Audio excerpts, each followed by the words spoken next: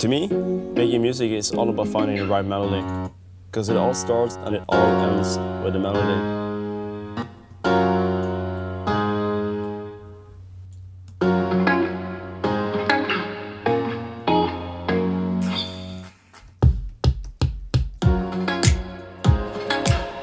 It took a while before it dawned on me that my son was actually making music. Let's put it this way, when Alan came up to me and said someone wants to sign him, that thought was very hard to comprehend. He was more introvert, lacking self-confidence. With the music, he gained confidence. I had an interest in creating music for quite some time, without really telling anyone. My intention back in the days when I started making music was never to make money. I just wanted people to listen to my music as much as they wanted to. He could have been here and hid his talents, but he didn't. He posted them and the world told him, "You're doing good."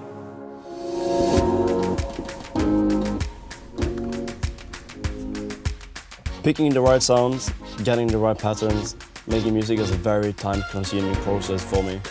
But whatever it takes, or how long it takes, you just have to do whatever you need to do to get it right.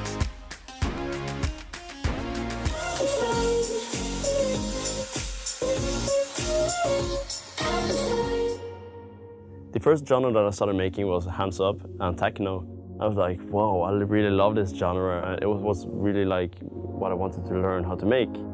I got into this small community. The closest people that I knew was DJ Harmonix, DJ Pygmy, DJ Ness, and a couple others.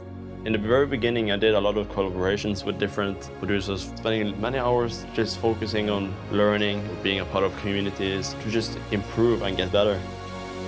I'm thankful for YouTube for giving the opportunity for young people to progress. I'm thankful also for No Copyright Sounds, who found him and encouraged him.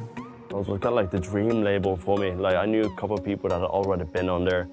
So back in 2014, when I first released Fade, it took about 3 months, and Peter Woodford posted a Facebook status where he asked for Norwegian house. Yeah, Alan sent me the track shortly after I posted the Facebook status. I still remember really clear how a unique sound it was, and straight away it just connected well with our audience, and it exploded, and I really knew it was a really special track. He made back to me instantly and said like, hey man, I want to sign this to No Copyright Sounds.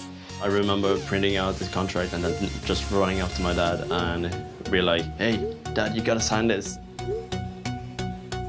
No Copyright Sounds has been really important for me in my career, and I'm forever grateful for that they've been a part of it as well, because it opened up a door to an amazing and an incredible community for me.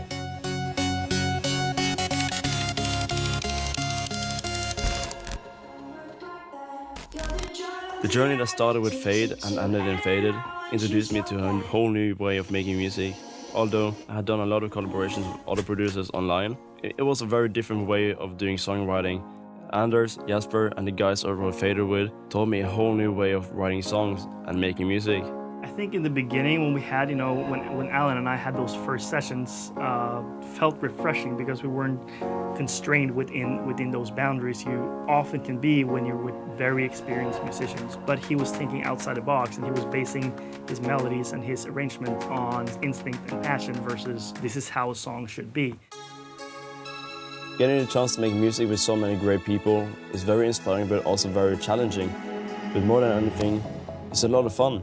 And at the end of the day, I guess we're all chasing the same thing, that perfect song and the perfect melody. To me at least, the melody is the king. That's the #1 thing in any song. With Alan, for instance, he is amazing with melodies. His melodies can have rhythms and patterns you don't necessarily see. And I think that's almost his trademark too, not just the sounds he likes, but also the way he writes his melodies. So I think that's amazing. I think that helps a lot. You need that melody. And Alan has a tendency to write those really great ones.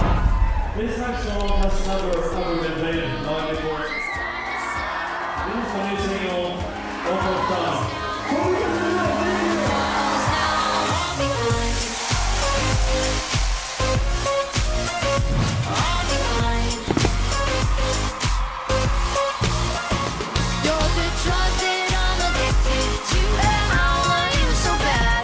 Please welcome welcome Alan Walker. And that's that.